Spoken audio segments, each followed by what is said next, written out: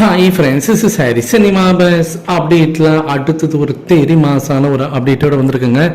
உங்களுக்கு ஒரு வீடியோக்கான லிங்க் நம்மளுடைய டிஸ்கிரிப்ஷன் தந்திருக்கேன், மறக்காமல் போய் பாருங்கள். ஸோ அதில் நம்ம லோகேஷ் கனகராஜ் அவர்கள் பேசிய அந்த வீடியோக்கான லிங்க் இருக்குது.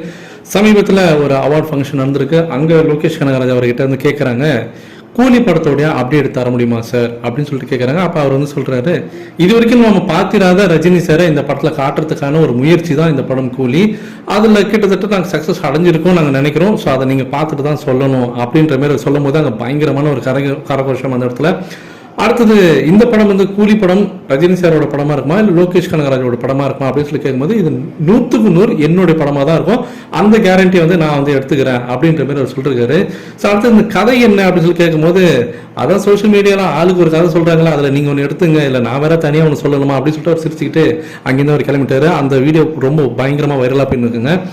அடுத்தது வீக் 10க்கான அந்த டிஆர்பி ரேட்டிங்ஸ் வந்திருக்கு. அண்ணாத்த படம் போட்டுருந்தாங்க சமீபத்தில், நம்ம எல்லாருக்குமே தெரியும். அந்த படத்தோட டிஆர்பி ரேட்டிங்ஸ் 8.17 பெற்றிருக்கு. இம்ப்ரெஷன் வந்து 6.5 மில்லியன் பிளஸ் இம்ப்ரெஷன்ஸ் பெற்றிருக்கு. ஒரு நல்ல இம்ப்ரெஷன் நான் சொல்லுவேன். ஏன்னா அன்றைய தினம் பார்த்தீங்கன்னாக்கா இந்தியாவுடைய அந்த ஐசிசி சாம்பியன்ஸ் ட்ராஃபி மேட்ச் நடந்திருந்தது.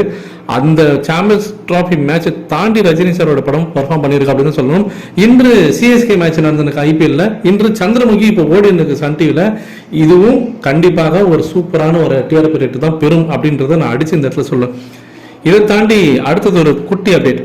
சமீபத்தில் அதாவது ரிட்டையர் ஆன கிரிக்கெட் பிளேயர்ஸ்க்குலாம் பார்த்தீங்கன்னா ஒரு டோர்னமெண்ட் வச்சு நடத்திருந்தாங்க. அதில் இந்தியாவை சேர்ந்த சச்சினோட தலைமையில் இருக்கக்கூடிய அந்த இந்தியன் டீம் பார்த்தீங்கன்னா சாம்பியன்ஸ் ட்ராஃபி வந்து வென்றிருந்தாங்க. அதில் வெஸ்ட் இண்டீஸ் அணியோடைய captain Brian Lara, Sachin Tendulkar ரெண்டு பேருமே வந்து சிங்கப்பூரில் ஒரு ஹோட்டலில் வந்து உட்காந்து பேசினிருக்கக்கூடிய ஒரு புகைப்படம் ரிலீஸ் ஆயிருக்கு ஆன்லைன் சோஷியல் மீடியாவில்.